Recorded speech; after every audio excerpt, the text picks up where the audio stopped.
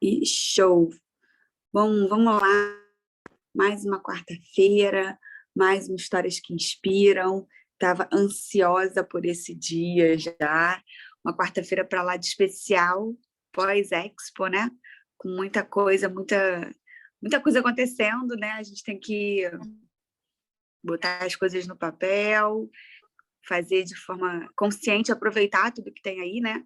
E nada melhor do que esse cara para estar aqui hoje, para contar a história dele, passar uma visão, né? Ajudar a gente a fazer um plano de trabalho bacana para esse pós-Expo. Um cara incrível, que né, a gente entrou muito próximo, né, na nossa data de cadastro na empresa. É um cross-lover total, né? Ele e Nath são parceirões da gente aqui no nosso negócio. Então, hoje a gente tem o prazer de ouvir aí a história do meu Dieguito, né? Do nosso Diego Rodrigues. Olá, e bom aí, dia. Querido, seja muito bem-vindo. Obrigado, Flávio, obrigado pelo convite. Obrigada por ter aceito o convite. Que nada. Vocês conseguem me ver e me ouvir bem? Sim, para mim está perfeito. Ótimo. Mais uma vez, obrigado pelo convite. Sempre eu ficava vendo todo mundo ser convidado, eu falava, quando é que vai chegar a minha vez, hein? Pelo amor de Deus. Mas chegou. Chegou, viu? Eu espero contribuir um pouquinho aí com a minha história com vocês. Tenho certeza que vai ser maravilhoso. Dieguito, a gente sempre, né? Eu sempre começo perguntando para as pessoas quem é o Diego antes de Juness, né? Quem era você, que estava fazendo, qual era o seu momento de vida? Bacana. Então, contar assim, de uma forma bem resumida e também tentando trazer lições dessas coisas que já passou pela minha vida, né? Então, voltando lá atrás, eu vim de uma infância muito pobre, né? Muito pobre mesmo. Pra você ter uma noção do nível de pobreza de onde eu vim, imagine que existem as pessoas que moram na rua, um nível acima tem as pessoas que moram numa favela com um traficante passando na porta de casa, e eu estava um nível acima, entendeu? Não tinha traficante passando na minha porta, não, era uma vila que eu morava de pessoas muito humildes. E uma coisa que predominava muito na minha infância era essa coisa de escassez. Então, eu já presenciei muitas brigas dos meus pais por causa de dinheiro, por não ter grana em casa. Nunca passei fome, mas não porque tivesse comida em casa para poder comer, mas porque quando eu comia, às vezes na casa de uma vizinha, às vezes eu achava que eu estava indo como visita, mas não, é porque não tinha o que comer em casa. Então, era mais uma caridade, né, de amizade que essa amiga da minha mãe tinha. Então, foi uma infância muito complicada. Com quase 4 ou 5 anos, eu quase morri num acidente. Uma corda arrebentou cheia de madeira, caiu na minha cabeça e eu, fui para o hospital, abri ponto. Tem até hoje uma cicatriz aqui no topo da cabeça.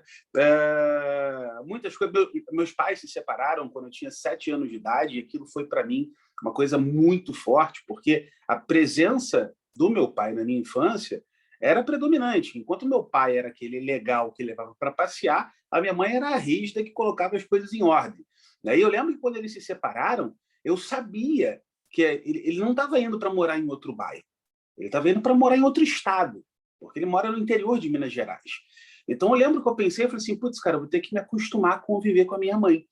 E com o tempo, né, me acostumei a conviver com a minha mãe, mas a minha mãe se tornou uma grande referência para mim. Foi uma mulher muito guerreira, muito determinada, que começou a correr atrás para poder sustentar os 3 filhos, né, que ela tinha e ficou praticamente sozinha, sem apoio nenhum. Na verdade, não foram 3, porque quando meu irmão, nesse período, meu irmão fez 18 anos, ele foi para o seminário da Igreja Católica para ser padre. E é um seminário, é no regime de internato. Mas eram 2 bocas para alimentar. E a minha mãe, ela não tinha estudo. A minha mãe, ela só tinha o antigo primário, né, que eu acho que hoje é do 1º ao 4º ano. Ela só tinha isso completo. Então, ela só conseguia subemprego com uma realidade como essa.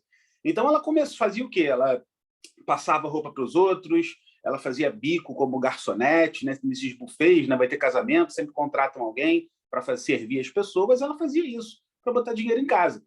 Só que o que ela pensou naquela época? Ela falou assim, cara, não dá para eu ficar vivendo uma realidade como essa para sempre, sabe? Ficar sempre ali no mínimo, eu preciso me qualificar para poder ganhar um pouco mais.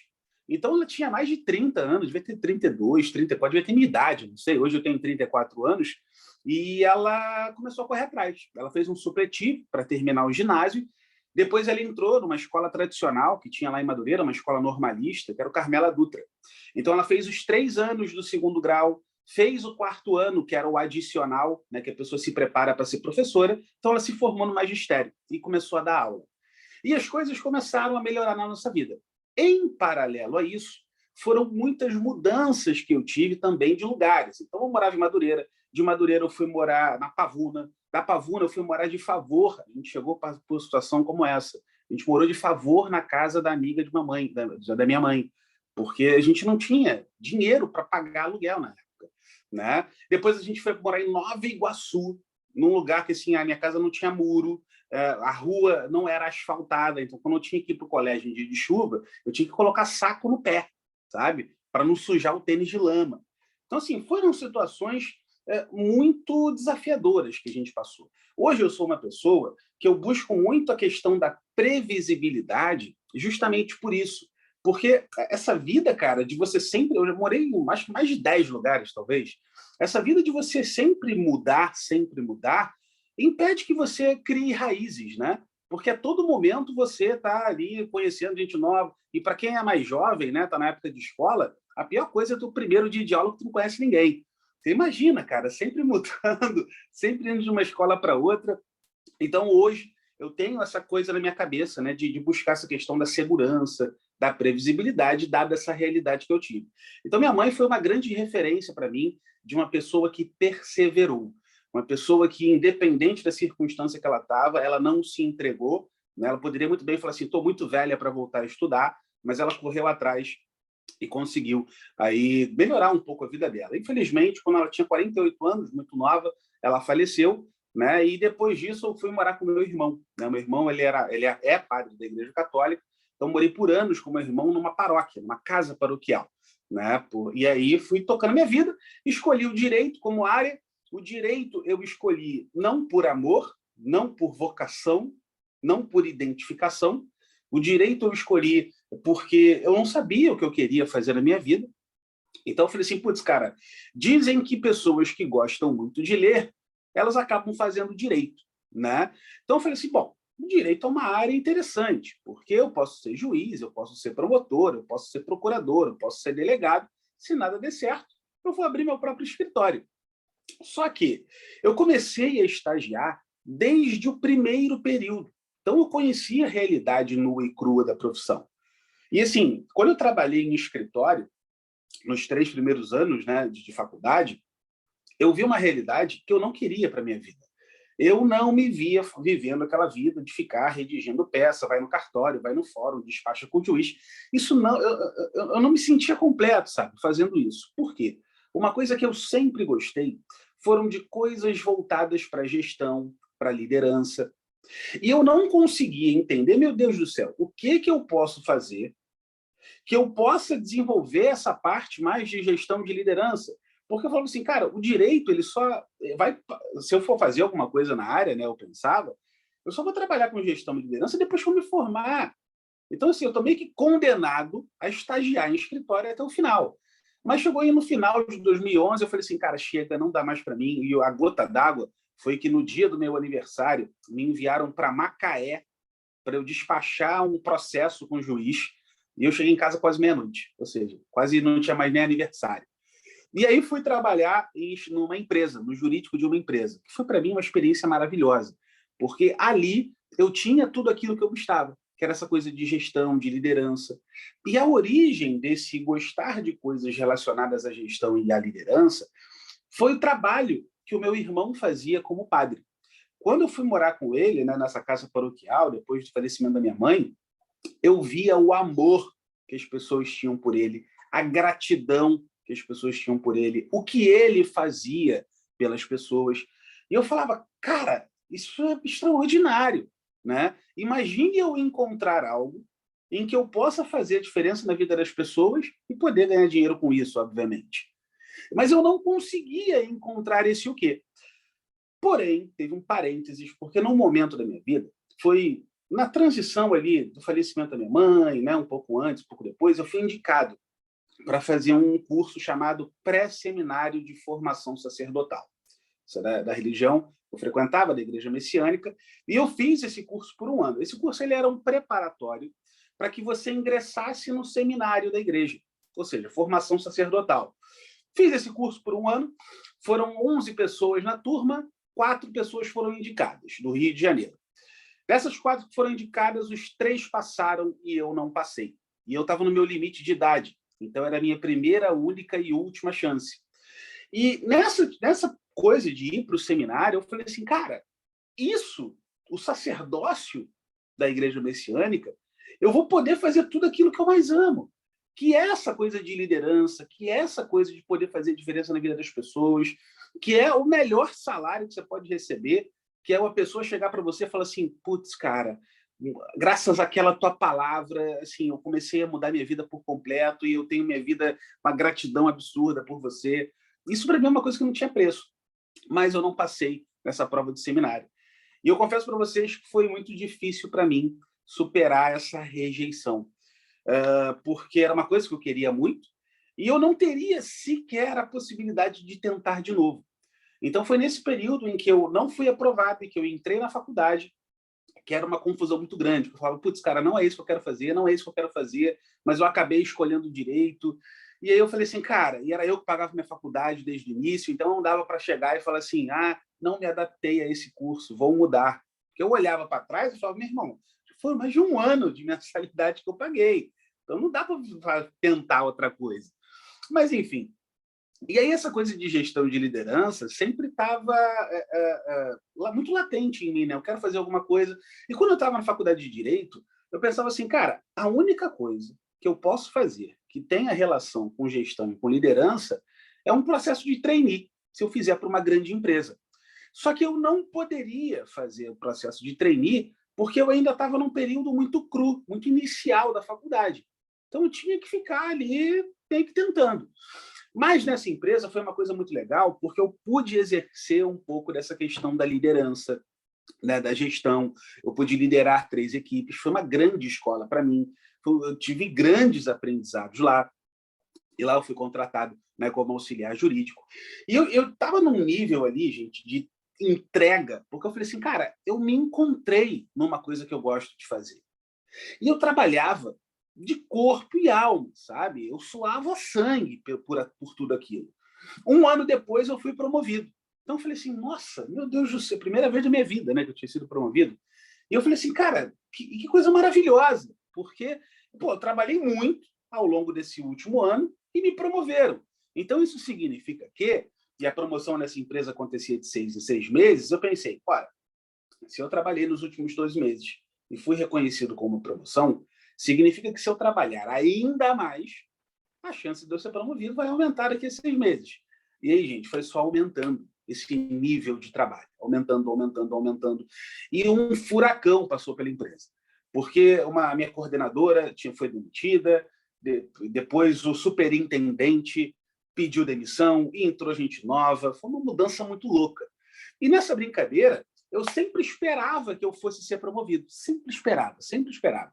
Mas era sempre uma desculpa que acontecia. Olha, Diego, a gente não vai conseguir te promover agora, porque a empresa está sem dinheiro. Tudo bem. Trabalhava, trabalhava, trabalhava, trabalhava. Olha, Diego, a gente não vai conseguir te promover agora porque o número de vagas está muito limitado. Beleza. Eu continuava trabalhando, trabalhando, trabalhando, perseverando. E olha, Diego, agora não vai dar porque, não sei, não abriu para a tua área. Então, imagina ficar 3 anos e meio, praticamente, trabalhando. 3 anos não, né? 2 anos e 8 meses trabalhando. E você não ser reconhecido pelo teu trabalho. E você sabendo que, olha que interessante, eu fiquei por 6 períodos de promoção sem ser promovido, sem ser reconhecido pelo meu trabalho. Enquanto tiveram pessoas que foram promovidas 6 vezes seguidas. Imagina como eu me sentia. Os períodos de promoção nessa empresa era o seguinte, eu sentava sempre na primeira baia, né, que era onde ficavam as pessoas que lideravam as equipes, faziam o controle de tudo mais. Então, todo dia que tinha promoção, a gente usava o Hangout para comunicação interna. Então, a superintendente ela mandava mensagem para a pessoa que seria promovida, falando, venha aqui na sala. E essa pessoa, todas as pessoas passavam por mim, entravam na sala dela para conversar, pegar a cartinha e voltar. Então, eu sempre falava, nossa, o próximo vai ser ele. E passava uma pessoa, e passava outra, e passava outra, e eu nunca era chamado. E, gente, chegou um momento que assim, eu não conseguia mais dormir quando chegava esses períodos de promoção. Não dormia antes de ansiedade e não dormia depois por esse sentimento de injustiça, de ser injustiçado, né, vamos dizer assim. E aquilo me doía muito, porque eu falava assim, cara, eu não deixo nada a desejar a essas pessoas em relação a conhecimento, em relação a habilidade, em relação a atitude. E por que essas pessoas são reconhecidas e eu não? E passei também por situações de assédio moral, né? Porque eu conheci a Natália nessa empresa, a Natália, que é minha noiva hoje, e simplesmente nossa chefe em comum me perseguia por isso. Enfim, foram situações bem complicadas. E aí entra o período em que eu conheci a Junesse. Então, o que aconteceu? Fui trabalhando nessa empresa, muito, de corpo e alma, como eu falei. E no final de 2015, essa empresa ela tinha 2 grandes clientes, que correspondiam a 90% de tudo que ela faturava. E no intervalo de 30 dias, esses 2 clientes rescindiram o contrato, meu setor foi extinto e mais de 120 pessoas foram demitidas, inclusive eu. Então, todo aquele projeto de carreira que eu tinha foi por água abaixo. Aquele negócio que eu queria me aposentar, queria futuramente chegar num cargo de direção, foi tudo por água abaixo. E aí, cara, eu falei, putz, e agora? Né? De cara você pensa o quê? Tá, vou procurar emprego. Só que aí eu olhei para trás e eu falei assim, cara, olha o quanto eu me dediquei nos últimos anos. Olha o quanto eu dei o meu sangue, dei o meu tempo por essa empresa. E agora tudo virou pó. E eu olhava para o futuro, para mim era uma grande escuridão, porque eu falava assim, meu Deus, eu vou começar numa outra empresa, pode ser uma empresa muito bacana, muito maravilhosa, mas não vou ter garantia nenhuma de nada. De repente, eu estar trabalhando de novo, passar por uma crise financeira, a empresa fazer redução de quadros. Ou a empresa ser vendida para um novo grupo que faz uma reestruturação para mandar todo mundo embora e contratar gente nova. Né? Ou a empresa, por uma má gestão, acaba quebrando. E eu falei, eu não quero viver essa vida de ficar sempre recomeçando. Você trabalha 2 anos num lugar, acontece alguma coisa, você sai. Você trabalha 4 anos em outro lugar, acontece alguma coisa, você sai. Eu falei, isso não faz sentido. E na época eu estava com 28 anos. E eu falei assim, cara, eu ainda posso me recolocar no mercado tranquilamente. Eu ainda estou novo. Só que eu pensei assim, cara, e quando eu tiver 50 anos? Vai ser fácil eu me recolocar no mercado como é hoje? Eu falei assim, putz, não vai ser. Por que não vai ser? Primeiro, um recrutador ele vai olhar para o meu currículo, e olharia para o meu currículo e falaria, cara, o Diego tem bastante experiência. Só que, putz, o Diego deve cobrar muito caro pelo trabalho que ele, pela experiência que ele tem, pelo trabalho que ele fez. Aí ele olha o outro currículo, um garoto com metade da minha idade, acabando de se formar, cheio de sede de conhecimento, e ele pensa, putz, eu posso contratar esse menino pagando menos para fazer a mesma coisa e ainda posso moldá-lo do jeito que eu quiser. Porque vai olhar para um profissional com mais de 50 anos e o recrutador pode pensar, deve ter acumulado muitos vícios ao longo da carreira. Prefiro moldar alguém do meu jeito. Então eu falei assim, cara, imagina eu com 50 anos, com 3, 4, 5 filhos, tendo que procurar emprego. Eu falei, cara, isso não é vida. Você imagina perto de me aposentar, uma circunstância como essa. E às vezes existem pessoas que passam por situações como essa e se sujeitam a ganhar menos só para se recolocar no mercado. Só para não deixar de contribuir ali para o INSS para receber a aposentadoria dela no futuro. Então eu falei assim, cara, eu tenho que fazer alguma coisa diferente. Eu não posso terminar desse jeito. Só que eu não fazia a menor ideia do que eu iria fazer. E a questão do empreendedorismo sempre foi uma coisa muito latente dentro de mim. Eu sempre tive o desejo de empreender, porque eu via empreendedorismo como liberdade. Uma das coisas que me incomodavam muito no mundo corporativo era aquela questão de você lá ter que bater ponto 9 horas, e se você chega 9h20, sabe, já tem alguém ali te questionando por que você chegou atrasado. Eu falei, putz, cara, parece mãe te cobrando o horário que você chega na escola, sabe? Parece professor te dando advertência. Se você precisa ir no médico e não vai trabalhar, as pessoas ficam te olhando torto. Eu falei assim, cara, uma pessoa que empreende, ela não dá satisfação para ninguém. É simplesmente o negócio dela.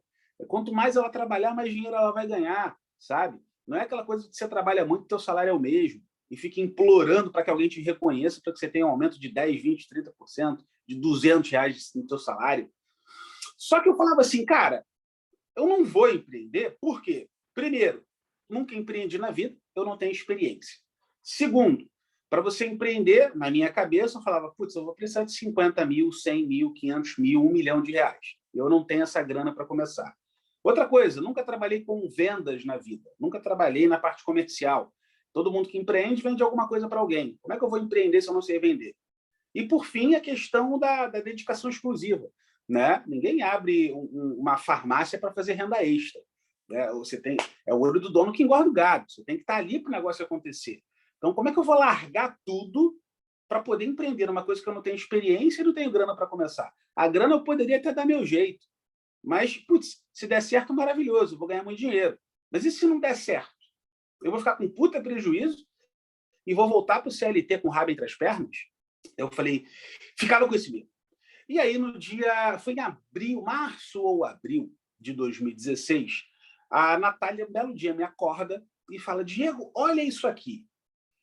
Uma menina que estava no Facebook dela há muitos anos, não era amiga dela, só que da época de micareta, tipo, quase 10 anos antes, ela postou um flyer de reconhecimento de uma viagem.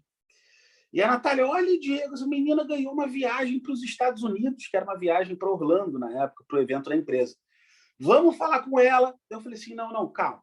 Calma que eu acho que eu mais ou menos sei o que é, mas deixa eu dar uma olhada primeiro. Aí começa a entrar um multinível na minha vida. Esse setor, gente, ele já passou por mim por algumas vezes. Tá? Primeiro contato... Esse momento de que você não estava trabalhando, então, né? Você já estava em transição. Estava na transição. Na verdade, quando eu saí dessa empresa, eu voltei a trabalhar em escritório. Porque eu pensei assim, cara, vou receber aí o auxílio-desemprego, então vou arrumar qualquer estágio, que aí já vai ser um dinheiro a mais que eu vou ter, né? Mais uma torneirinha ali entrando. Então, eu recebia lá meu auxílio-desemprego e o valor do estágio que eu estava fazendo. Mas foi isso, foi esse período de transição. E aí veio a Juneste da minha vida, entendeu? Que entrou assim, aí eu vou contar quando chegou ali, o que me chamou a atenção, fez os meus olhos brilharem, né? E o marketing de relacionamento, a primeira vez que ele passou na minha vida foi em 2000, nos anos 2000, ali, talvez 2000 a 2005, que a minha irmã, de consideração, ela se envolveu com uma empresa de nutrição americana. E era uma coisa maravilhosa, cheio de produto em casa, vou ficar rica, vou ficar milionária, mas eu não entendia nada, né, cara? Estava meio que ali, talvez, saindo da adolescência e tal, então eu nem pesquisei nada disso. Depois, em 2011, um rapaz que foi sacerdote da igreja que eu trabalhava, ele me ligou. E me ligou e falou assim, olha, Diego, o cara tinha uma baita credibilidade, né? Falei assim, olha, Diego, não sei o que, tô te ligando, porque pô, você é um cara que tem um perfil bom, me edificou, né? Você é um cara que tem perfil bom e, cara, tô com uma coisa muito bacana aqui, que eu acho que, pô, vai fazer muito sentido para você, você tem um potencial muito grande. Vamos sentar num bar pra gente poder bater um papo e eu te mostrar o que é? Eu falei assim, putz, cara, se esse cara, que eu tenho como uma grande referência de liderança, tá dizendo que eu tenho perfil, putz, eu vou lá conhecer. E aí a gente foi num bar e ele começou a desenhar um monte de bolinha no papel, né? E eu falei, cara... Aí ele começou a desenhar bolinha e essa bolinha começou a ficar num formato meio esquisito, né? E eu falei assim, cara, isso aí não é pirâmide financeira, não, cara? Aí ele, não. Mas assim, quando você fica bloqueado, tua mente fica bloqueada, independente do argumento que a pessoa tenha, aquilo você não consegue reter, né? Mas eu falei assim, ó, cara, eu dei aquele clássico vou ver e te falo. Aí fui, pesquisei sobre essa empresa, pesquisei sobre a liderança, e aí descobri nessa época Caio Carneiro, Marcelo Seraquides, Rodrigo Berkenbrock, Marcos Clemente, Beto Carvalho. Comecei a seguir esses caras e pesquisar muito sobre a empresa. A empresa eu achei muito bacana, mas o produto eu não achava tão comercializável. O nome dessa empresa era Monavi. E aí, segui todos eles. e fiquei acompanhando. Só que passou um tempo, depois, em 2016, apareceu essa oportunidade da Junesse. E aí, quando veio esse negócio de Junesse e tudo mais, que eu comecei a pesquisar, eu falei, putz, fui ver o que é. Quem eu vi que estavam os caras de frente como liderança? Marcelo Serakides, Marcos Clemente, Rodrigo Berkenbrock, Caio Carneiro e Beto Carvalho. E aí eu falei, nossa senhora, essa oportunidade está surgindo para mim de novo, sabe? Tive o primeiro contato com aquela primeira empresa de nutrição, depois tive esse contato aí com esse convite que eu recebi em 2011. Tive até um outro contato.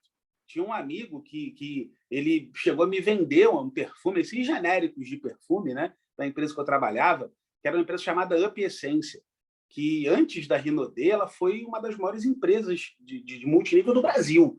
Mas na época eu falei, putz, ignorei, né? E aí o que aconteceu? Pesquisei muito sobre a empresa.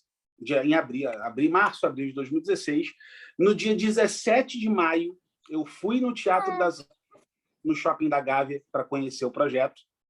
E no dia 4 de junho, a gente tomou a decisão de começar. O que me deu segurança para começar?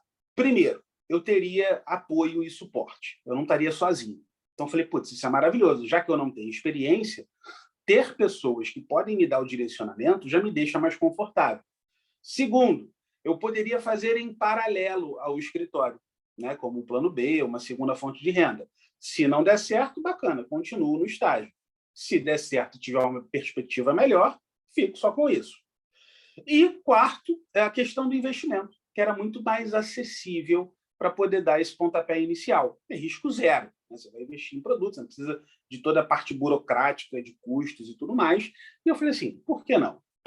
Dei o pontapé inicial. Nessa brincadeira já são mais de 5 anos que eu empreendo com a Junesse. Sem falar na senhora ansiedade, né? Porque esse tempo que o Diego estuda, a Natália surta. Anda, Diego! Anda, Diego! Vamos começar logo isso! Quero ir para Disney! Exatamente isso. Muito bom, muito bom. E, Dieguito, então, essa coisa que eu falei, né? Uma coisa que chama muita atenção, e sempre falei isso para você, né? Primeiro é a sua tranquilidade, né? Essa pessoa... E olha que eu já vi Dieguito bem irritado, viu, gente? Mas mesmo nos momentos mais irritados, ele, né, aquele cara que respira, conta até 10, e ele, né, mantém essa coisa serena, essa tranquilidade. E a oratória, que é outra coisa que realmente sempre me chamou a atenção. Isso tudo, e aí toda a história que você vem contando, né?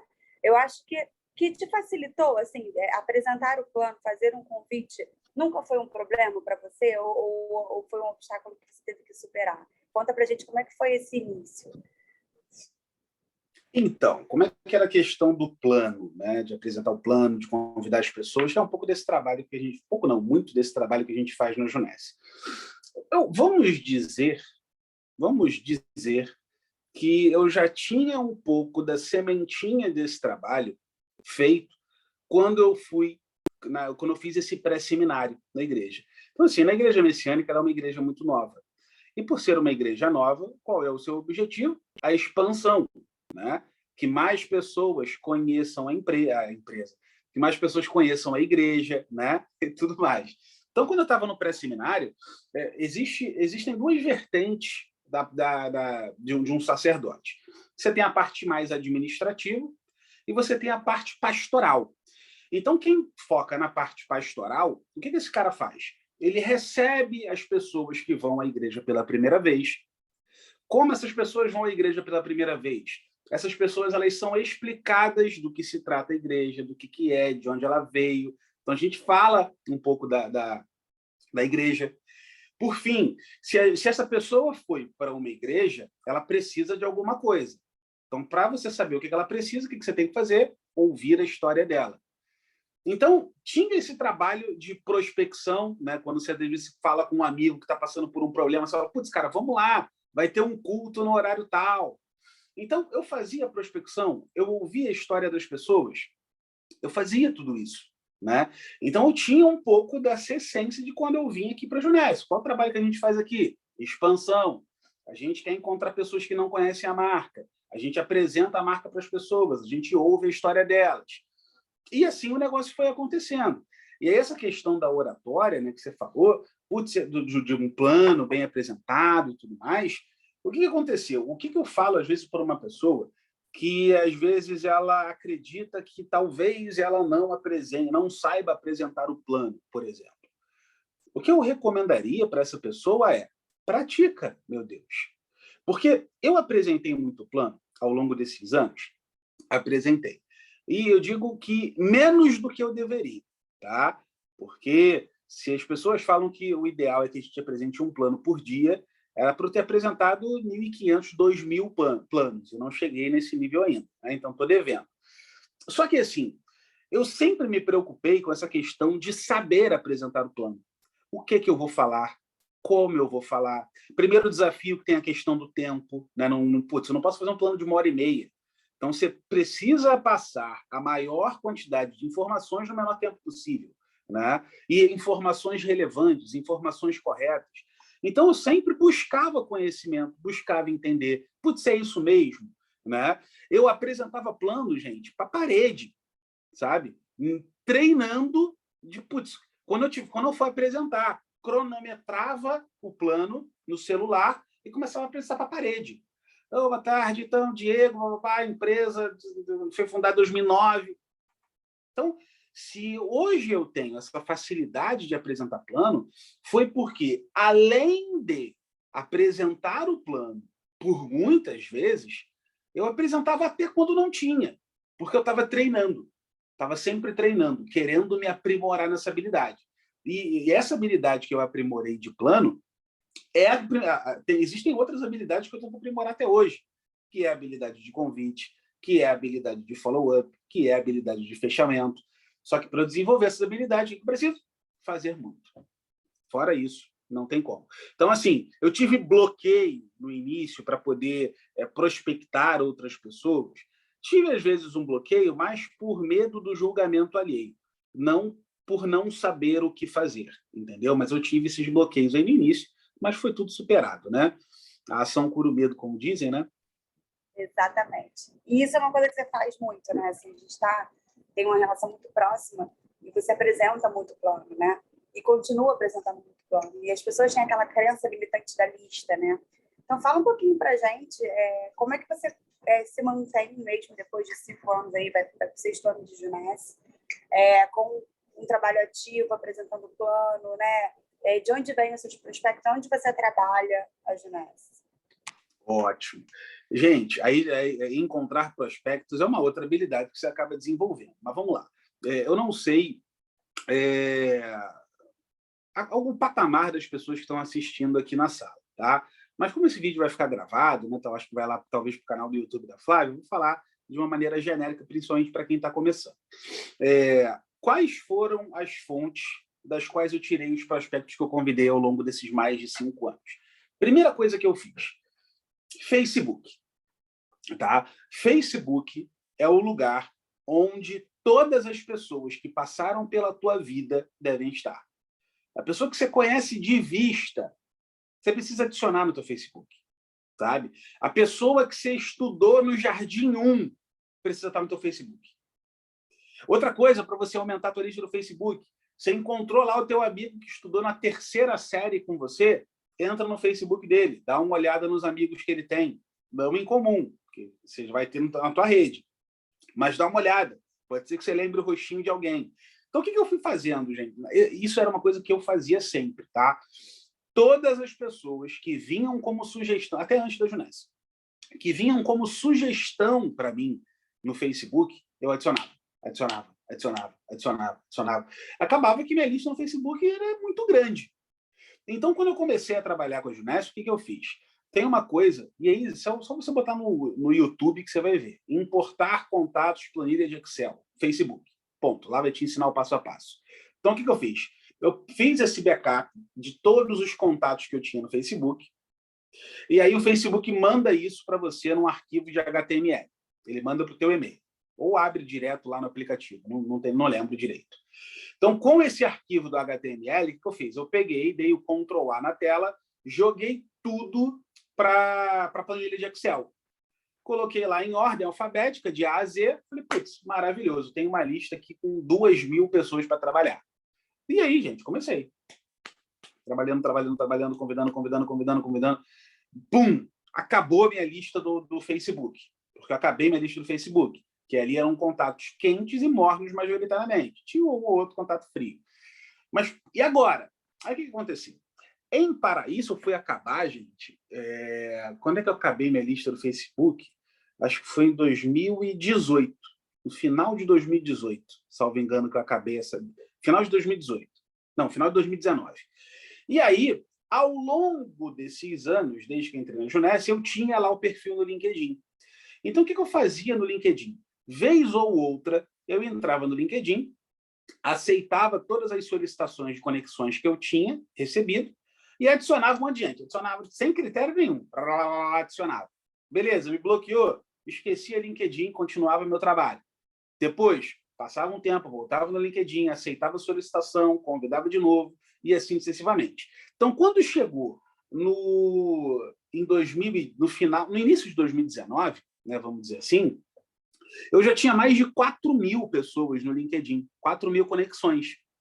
Então, eu falei, nossa, maravilhoso, tem material de sobra aí para poder trabalhar e gente para convidar. Então, o que eu faço toda segunda-feira? Toda segunda-feira, eu entro no LinkedIn e eu vou... Aí o que acontece? Hoje eu faço um trabalho mais criterioso porque eu aprendi a mexer com a ferramenta. Então, hoje eu entro no LinkedIn, eu segmento o público que eu quero trabalhar. Então, você tem que ver, putz, qual é a área que você gosta de trabalhar? Você gosta de trabalhar com contador?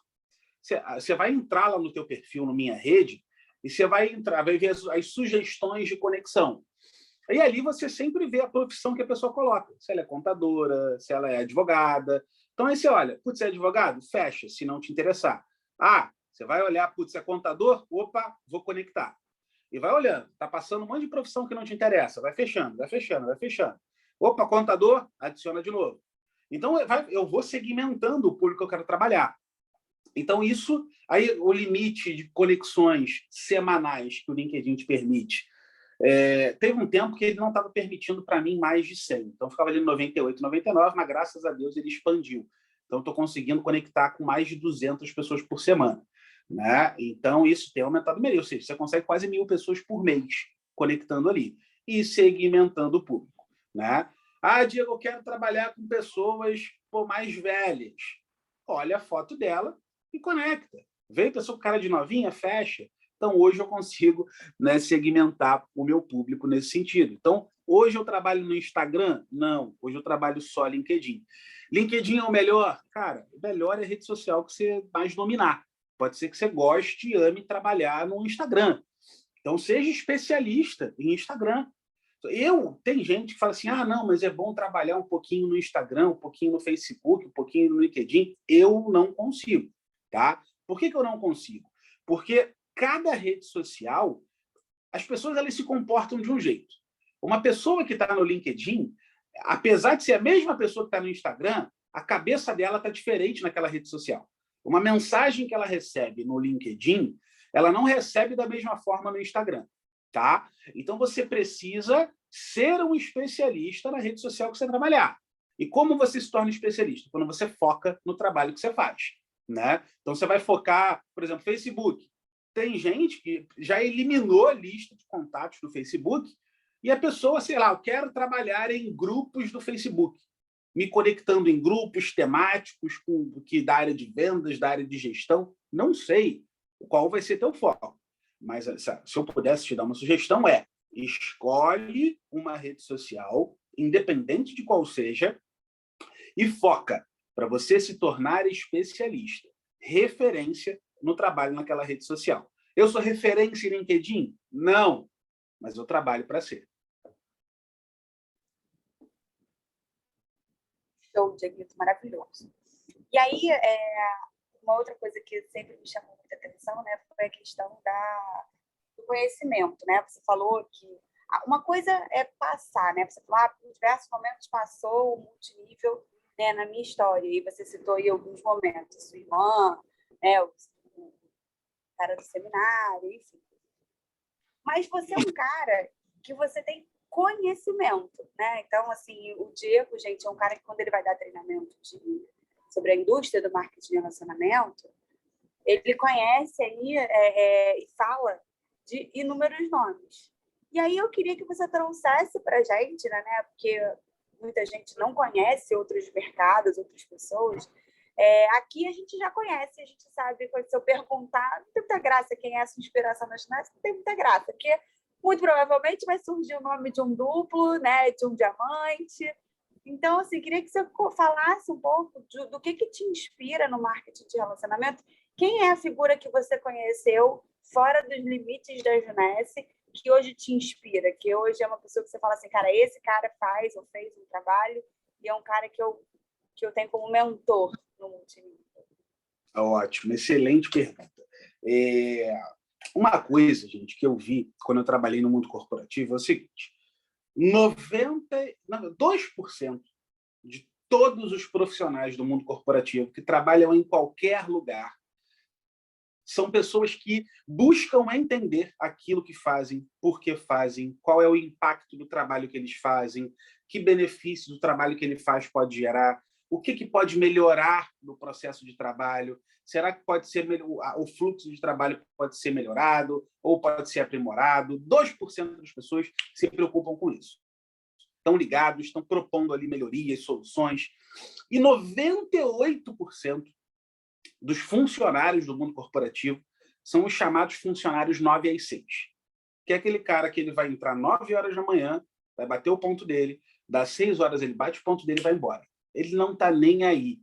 Se errou, se não errou, o cara não está preocupado com melhoria contínua dele próprio, do trabalho, não está nem aí. Então, eu não fazia parte dos 98%. Eu fazia parte dos 2%. Eu criava fluxo de trabalho, mesmo não sendo a minha função. Eu propunha melhorias no sistema, mesmo não sendo de TI, sabe? Então, eu sempre busquei entender o que eu fazia, por que eu estava fazendo aquilo, qual é o impacto desse trabalho que eu fazia. Então, eu buscava muito conhecimento, buscava entender. E no marketing de relacionamento não é diferente. Quando eu comecei a trabalhar com isso, eu falei, cara, que mercado é esse? Né? Porque, assim, é muito desafiador o trabalho que a gente faz. Então, você acaba buscando entender para saber, putz, cara, será que é verdade? Será que realmente funciona? Né? Porque, às vezes, você passa por situações na tua trajetória em que você tem aquele período de baixa, você tem aquele período de questionamento. Você fala, putz, cara, será que isso aqui é para mim? Sabe? Será que eu vou conseguir? Às vezes, por exemplo, a Fábia tinha perguntado essa questão de, dos muitos planos que você apresenta, tal. E, assim, às vezes, a quantidade de planos que eu apresento para o número de cadastros que eu que eu já fiz e faço, é ridículo, sabe? Eu trabalho muito para ter um resultado muito pequeno. Mas, mesmo assim, por que eu continuo? Pelo seguinte motivo, gente. O marketing de relacionamento ele já existe há mais de 80 anos. 80 anos, quase um século de existência. Ao longo desses quase um século de existência, existiram pessoas que construíram a liberdade financeira delas em um ano de mercado. Existem pessoas que nunca passaram por uma baixa. Foi só a vitória. O máximo de baixa que teve, tive baixa por um ano. Ganhou tanto dinheiro antes que essa baixa não foi nem tanto sentido assim. E depois voltou a ficar na alta. Teve gente que conseguiu essa liberdade em 3 anos, em 5 anos. Teve gente que conseguiu em 20 anos. Ou seja, o que esses números mostram para a gente? É que dá, é que acontece. Então, às vezes, você pode estar passando por um período hoje que é aquele período de, putz, cara, eu planto, não colho nada. Estou apresentando, e, cara, a galera não está fechando. E, às vezes, você começa a se questionar, né? Putz, cara, será que isso é para mim? Será que eu realmente estou fazendo o trabalho de maneira correta? Cara, será que eu vou conseguir, como eu vejo outras pessoas conseguirem? Né? Você vai num seminário, num evento, uma convenção como essa que a gente foi, e aí tu começa a ouvir a história do Clemente, né? Que vai passando ali pelo sofá branco, fala, esse aqui, aí conta a história de um diretor do diamante da rede dele. Aí vai lá outro Rubi, vai lá outro Esmeralda. Aí você fala, cara, será que de repente esse negócio é só para alguns? só para quem tem sorte, quando quem olha a sorte como um aspecto negativo. E eu não acredito nisso, cara. Eu acredito no trabalho duro, sabe? E você tem que entender o seguinte: o plantio e a colheita é uma lei da natureza, tá? O Brasil, por exemplo, é um dos maiores produtores aí do agronegócio. É impossível pegar o Centro-Oeste, né, que é onde ficam as maiores fazendas. É impossível acontecer de um ano você ter uma puta semeadura nesse ano e dessa semeadura não surgir nada. É impossível. É claro, pode ter um ano em que a colheita vai ser muito menor, né? Em relação aos anos anteriores, a questão climática envolvida, mas alguma coisa será colhida, tá? Plantio e colheita é como se fosse uma ciência exata. Vai acontecer. Então, o que você tem que pensar? Você precisa aumentar a quantidade de planos que você apresenta, porque uma hora esses cadastros vão chegar. É pensar, cara, eu estou plantando. E se eu estou plantando, e plantação é uma coisa que faz parte da lei da natureza, e a lei da natureza diz que toda pessoa que planta, uma hora ela colhe, a minha colheita chegará. Então você precisa continuar perseverando, trabalhando, não apresentando um plano por mês, tá? Mas apresentando, no mínimo, um plano por dia todos os dias. No mínimo, apresentando 30 planos por mês, para entrar na média de um por dia. Para você chegar e falar assim, cara, faz sentido? Porque assim, você não tem o direito de reclamar que você não está cadastrando se você não apresenta pelo menos 30 planos por mês. Você não tem direito de reclamar. Porque se tu apresenta 15 planos por mês, você está abaixo do número ideal. Você precisa apresentar mais. Entendeu? Então é uma coisa que você tem que buscar entender. E eu sempre busco, gente, entender os meus números. Eu tenho controle de tudo. E você precisa ter para você saber do teu próprio crescimento, do teu próprio desenvolvimento. Então você precisa separar o teu trabalho, por exemplo, a cada 50 convites que você faz. Quantos planos você consegue marcar? Primeira métrica, quantidade de pessoas. Vamos botar grupo de 50. 50 pessoas. Das 50 pessoas que você chama, manda aquele famoso "Oi, tudo bem?", quantas pessoas você consegue convidar? Você tem que colocar como métrica, convite. Das pessoas que você convida, quantas pessoas você consegue marcar plano? Você tem que ter esse controle. Dos planos que você apresenta, ou melhor, dos planos que você marca, quantos você consegue apresentar? Porque a gente sabe que tem aquela galera que dá bolo. E aí, desse grupo de 50, você vai começar a perceber um determinado número. E aí, o que você vai fazer depois? Mais um grupo de 50 pessoas. Depois, mais um grupo de 50 pessoas. E aí você vai começar a identificar padrão. E a partir desse controle, o que você vai fazer? Putz, eu estou convidando muito pouco. Eu tenho dificuldade de convidar. Descobri que esse é meu problema. E aí, o que você tem que fazer? Busca teu upline, teu patrocinador, tua liderança. E fala, cara, eu preciso desenvolver habilidade de convite porque eu não tenho. Se convite não é teu problema, porque aí o que você tem que pensar? Cara, eu estou convidando muita gente, eu amo convidar, mas eu não consigo marcar plano com ninguém. Então, o problema está no teu convite. Você tem que alinhar essa questão com o teu patrocinador, com a liderança, teu upline. Como você pode melhorar o teu convite para você conseguir marcar muito plano? Tem gente que marca muito plano e toma muito bolo. Você precisa melhorar essa métrica. O que você pode fazer para aumentar a tua taxa de conversão? Ou seja, as pessoas que você marca plano, a maioria delas se conectarem e você apresentar. Então, gente, tudo é um processo. E aí chega uma hora que você está apresentando muito plano. E o número de cadastros fecha. O que você tem que ver? Putz, eu tenho que melhorar meu plano? Eu tenho que melhorar meu fechamento? Eu tenho que melhorar meu follow-up? Tudo é métrica. Então, você precisa ter o controle justamente para você poder acompanhar o teu crescimento. Como é que você vai saber se os teus números são bons ou ruins se nem você tem controle para isso? E aí a pessoa pode pensar assim, Diego, isso aí não serve para nada, não. Eu cheguei no meu título aqui sem precisar conferir tudo isso. Só que, gente, você faz o seu trabalho de qualquer jeito ou você faz o seu trabalho de maneira organizada? Se alguém chega numa empresa e chega lá para um responsável do determinado setor e pede os números dessa empresa e o cara fala assim, putz, cara, nem sei. O dinheiro entra, o dinheiro sai, eu pago o funcionário, eu pego o meu dinheiro. Essa empresa tem futuro? Não tem. Se ela não tem um mínimo de organização, a gente tem contadores aqui na sala. Né? Imagina um cara que tem uma empresa que não conhece os números dele. Alguém vai estar dando volta nele, sei lá. Então, você precisa ter esse controle, justamente, é para você, tá? É para você melhorar os teus números, melhorar as tuas habilidades, melhorar a tua taxa de conversão. E, gente, esse é um processo de melhoria contínua. Contínua. Isso nunca vai acabar. Até o ponto que você vai estar num nível muito bacana, você vai olhar para trás e você vai falar assim, cara, olha como os meus números melhorou, né? Antigamente, a cada 50 planos que eu apresentava, eu cadastrava uma pessoa. Putz, hoje, agora, a cada 15, eu cadastro uma. Cara, eu melhorei pra caramba. Se você não conhece seus números, você nunca vai saber se você melhorou de fato ou não. E aí, só para concluir essa parte, existem muitas pessoas que acabam parando de fazer um negócio porque ela ela vê um período de baixa que ela está tendo e ela não consegue comparar com nada, porque ela não tem esse controle. Então, ela não sabe nem do que ela é capaz. Ela não sabe nem... Às vezes, a pessoa cadastrou 5, 7 pessoas no mês, mas ela não lembra mais. Ela não sabe quanto ela ganhou naquele mês.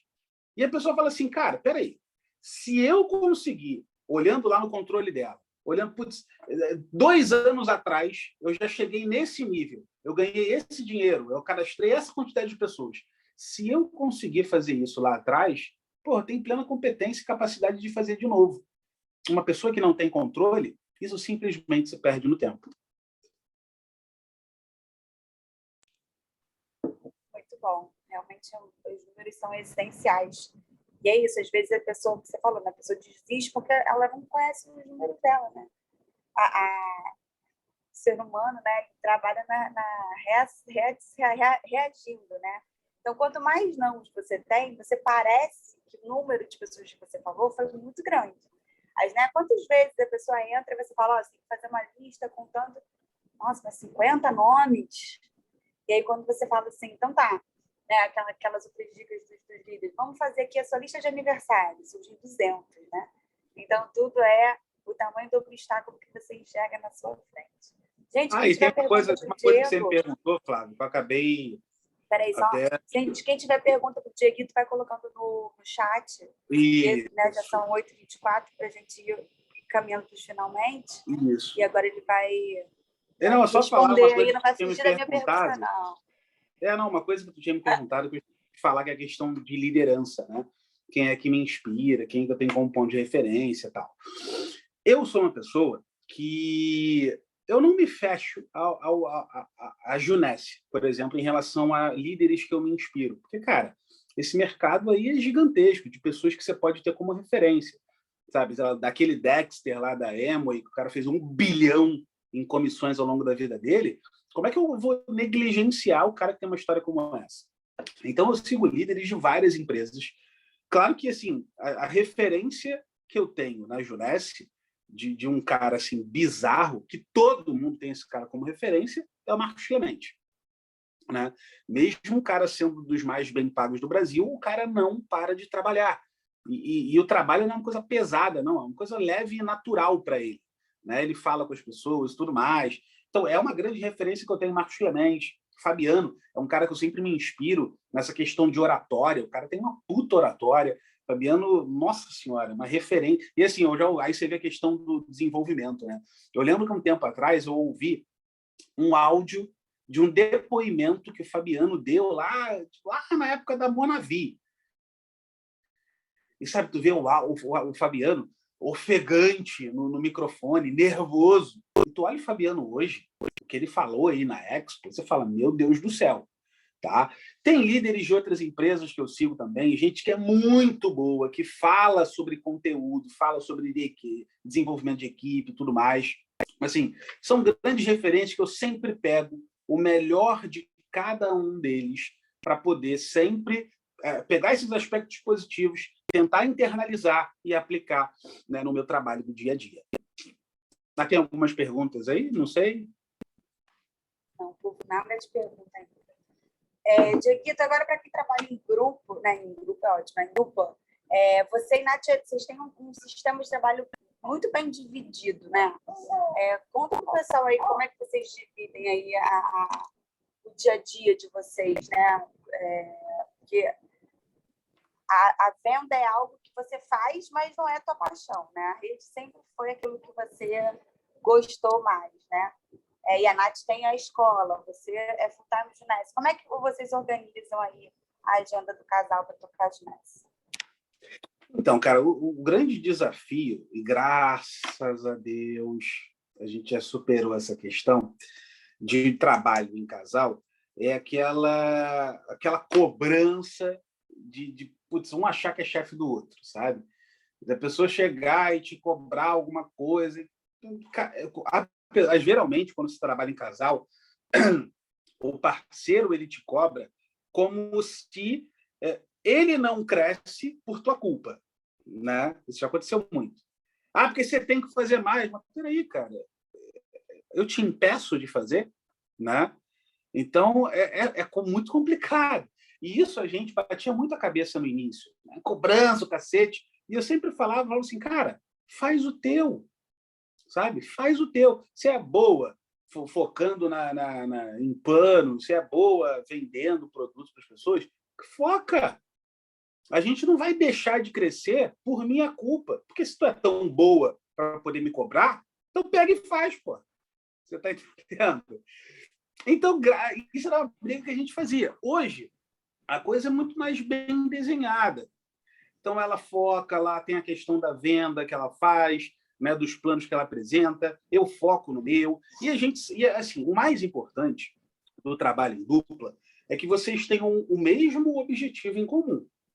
A gente tem o mesmo objetivo em comum, porém, a gente tem caminhos diferentes. Porém, esses caminhos eles levam para o mesmo lugar. Então, quando vocês entenderem, você que trabalha em dupla, que existem diversas formas de você chegar num mesmo destino, você acaba entendendo que a pessoa ela tem o caminho dela e que ela não precisa seguir o mesmo caminho que o teu, mas que lá na frente vocês vão chegar no mesmo lugar. Porque faça isso pela paz na tua vida, tá? Porque pela paz da tua vida. Porque isso só tende a te ajudar, cara. Trabalhar em paz é a melhor coisa do mundo. E acaba que, no final das contas, você trabalhando do teu jeito, quando você faz um cadastro bacana, ela vai vir te abraçar, sabe? Te beijar e comemorar com você. Quando ela, né, fizer um cadastro bacana também, fazendo do jeito dela, você vai abraçar e beijar ela e comemorar junto. O importante é o resultado em comum que vocês têm que alcançar. Assim, é a melhor coisa, cara. Como eu falei, a Paula escreveu aí, pela paz na tua vida, teu relacionamento, cara.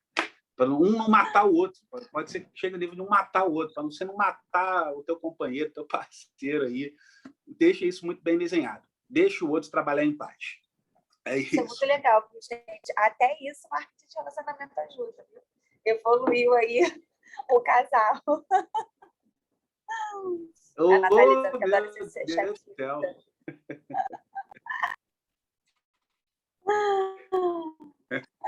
Muito bom.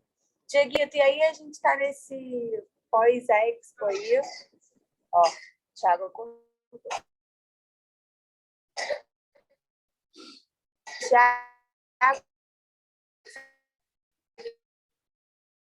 Qual é a sua visão de trabalho? O que a gente vai, né? Tudo que a gente tem de oportunidade nesse mês. Quem tomou decisão e comprou o fundador e quem ainda eventualmente está ali na dúvida. Qual é o recado que você passa? Cara, o que eu digo para você é o seguinte, para esse mês de novembro. Existem momentos no ano em que as coisas acontecem com uma facilidade maior. É como se nesses momentos do ano o universo ele conspirasse ao teu favor.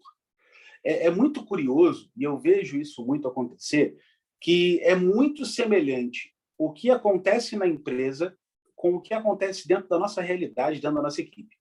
Então, por exemplo, num mês em que a quantidade de pessoas que entrou foi pequena, a quantidade de ciclos que você fez foi pequena, foi tudo fraquinho, pode anotar.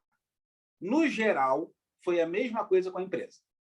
Quando você tem um mês maravilhoso, que você faz muito ciclo, começa a entrar gente pra caramba na tua rede, as coisas começam a acontecer, pode ter certeza que isso é uma coisa generalizada. Não é só você, mas outras pessoas estão vivenciando isso. Então, esses momentos de pico, eles acontecem aí umas 3 vezes por ano, né? Março, agosto e novembro. E a gente está nesse momento de pico agora no mês de novembro. A gente está nesse momento em que a vibração ela é maior, que as coisas tendem a fluir com mais facilidade. Parece que o fluxo de energia, sei lá, ele fica melhor.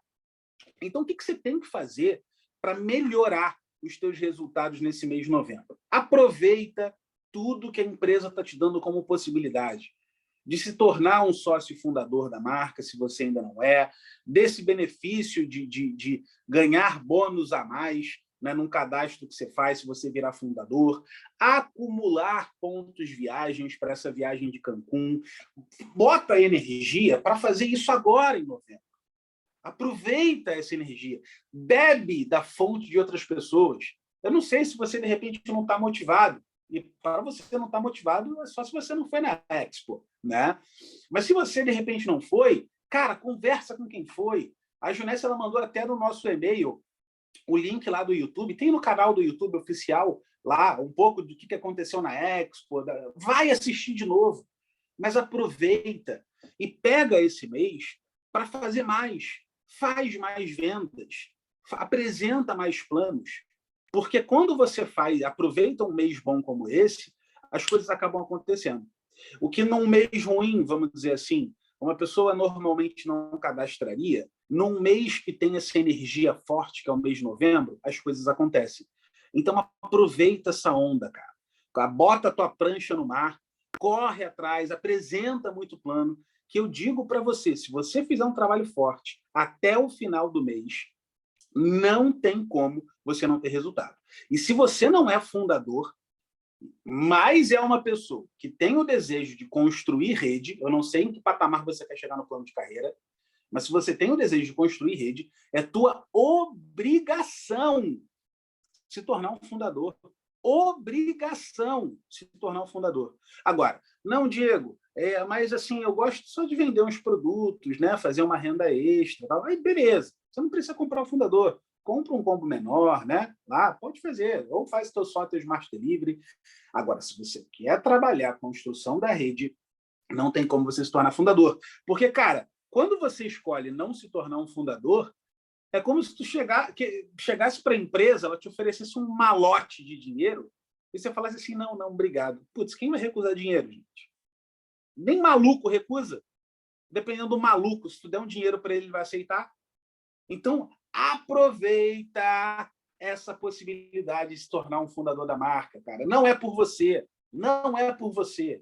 Porque tudo que a gente faz aqui é hereditário até a 2ª geração. É pelo teu filho e pelos teus netos, cara. Faz isso, toma essa decisão, aproveita essa onda, esse tsunami do mês de novembro, para você poder colher os teus resultados. Maravilhoso, Dieguito. Super obrigada pela sua participação. Obrigada por acordar cedo para estar aqui com a gente, que eu sei que não é o forte do casal. Já tirei a Natália da cama, hoje foi dia de tirar você. É realmente uma visão incrível, uma pessoa que eu tenho uma admiração muito forte pelo trabalho que ele faz. E sempre que vocês puderem e tiverem oportunidade, assistam esse homem falando, que realmente sempre traz uma coisa bem bacana para a gente ouvir, sem falar nessa calma, nessa serenidade que ele traz para a gente. Obrigada demais, Dieguito. Eu vou pedir para vocês, agora, para quem puder, abrir aí a câmera para a gente tirar uma foto, para registrar esse momento. Você vai tirar foto? Então vem. Vem que a gente vai tirar foto aqui. Galeria. Vem, Thiago. Vem, Titi, eu tô te esperando. Vamos lá, hein? Thiago! 3, 2, 1 e... Gente, obrigada pela manhã incrível. Um beijo para todo mundo. Até quarta-feira que vem. Obrigado, obrigada, Flávia, pelo convite. Beijo, fica com Deus.